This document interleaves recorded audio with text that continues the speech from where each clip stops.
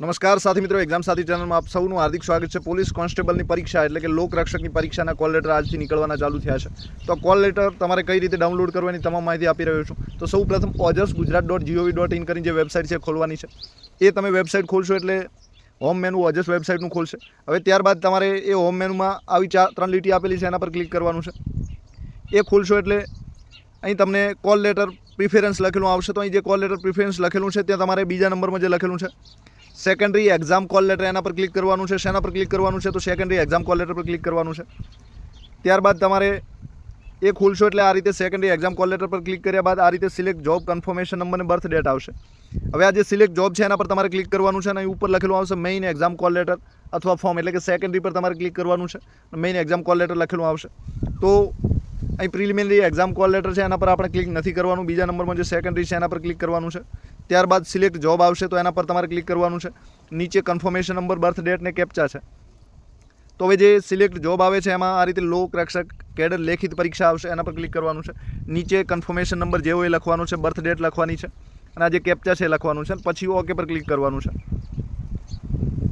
તો આ રીતે તમારે કન્ફર્મેશન નંબર છે, જન્મ તારીખ છે, બધી વિગતો ભરવાની છે। બધી વિગતો ભરાઈ જાય પછી ઓકે પર ક્લિક કરવાનું છે। હવે ઘણી વખત એવું બનશે કે ધ સર્વિસ ઇઝ અનઅવેલેબલ, તો એવું લખેલું આવે તો ત્યારે તમારે જે 3 ડોટ આપેલા હોય છે એના પર ક્લિક કરવાનું છે।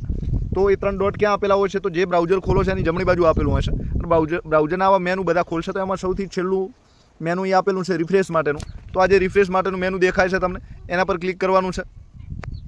તો એ રિફ્રેશ પર ક્લિક કરશો એટલે તમારી જે કોલ લેટરની પ્રોસેસ છે ફરીથી એક્ટિવ થશે। એ રીતે તમારો જે કોલ લેટર છે તમામ સૂચનાવાળો જે છે તમને મળી જશે। હવે આમાં પણ બની શકે છે કે તમારો કોઈ ફોટો બીજો જીપીએસસીનો બીજો છે, કોન્સ્ટેબલનો ફોટો છે, એટલે કે તમારો ફોટો નહીં પણ જે લોગો છે લોકરક્ષક બોર્ડનો એ ના ખોલે એવું બની શકે છે। તો ફરીથી એની પ્રોસેસ કરવાની છે અને રિફ્રેશ આપવાનું છે તો ખુલી જશે। કોલ લેટરમાં કોઈ વસ્તુ ન ખોલે તો ફરીથી રિફ્રેશ આપવાનું છે તો આ રીતે ખુલશે।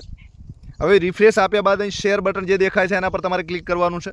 તો શેર બટન પર તમે ક્લિક કરશો તો આ રીતે શેરના અલગ અલગ ઓપ્શન આવશે। એમાં શેર કરો ત્યારે તમારે પ્રિન્ટમાં શેર કરવાનું છે। કોની જોડે શેર કરવાનું છે? તો પ્રિન્ટમાં, બરાબર। તો જ્યાં પ્રિન્ટ છે ત્યાં આગળ તમારે શેર કરવાનું છે। તો ડાઉનલોડ કઈ રીતે કરવું એ તમને બતાવી રહ્યો છું। તો તમે પ્રિન્ટમાં શેર કરશો એટલે આ રીતે તમારો જે કોલ લેટર છે ખુલી જશે। હવે આ જે કોલ લેટર ખોલે છે એને તમારે આ રીતે જે અહીં 3 ટપકા ફરીથી જમણી બાજુ આપેલા છે 3 ડોટ, એના પર ક્લિક કરવાનું છે ને ત્યાં સેવ એજ પીડીએફ લખેલું હશે, ત્યાંથી તમારે કોલ લેટર સેવ કરી લેવાનું।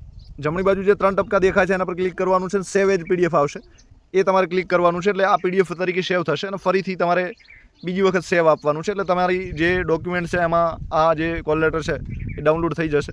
અને આ રીતે ફરીથી રિટર્ન એક્ઝામ કોલ લેટર તરીકે કાં તો નામ બદલીને જે રીતે તમે સેવ કરવા માંગતા હો એ રીતે સેવ કરી શકો છો। અને પછી જે તમારું ડાઉનલોડ છે ડોક્યુમેન્ટની જે ફાઇલ આવે, ફાઇલ મેનેજર આવે છે, એમાં ડાઉનલોડમાં જશો તો આ કોલ લેટર તમને મળી જશે। પછી એ જે કોલ લેટરની પીડીએફ છે એ ડાઉનલોડ થાય છે, એના પર ક્લિક કરો અને પછી વોટ્સએપ બીજામાં શેર કરો તો તમારે સીધી પ્રિન્ટ નીકળી જશે। તો આટલી પ્રોસેસ છે પ્રિન્ટ કરવા માટેની। તો આપ સૌનો આભાર। એક્ઝામ સાથી ચેનલ જરૂર સબસ્ક્રાઇબ કરો। મનમાં પ્રશ્ન તો કોમેન્ટ હજુ કરી શકો છો। સાથે વિડીયો પસંદ પડે તો લાઇક જરૂર કરો। Thank you very much.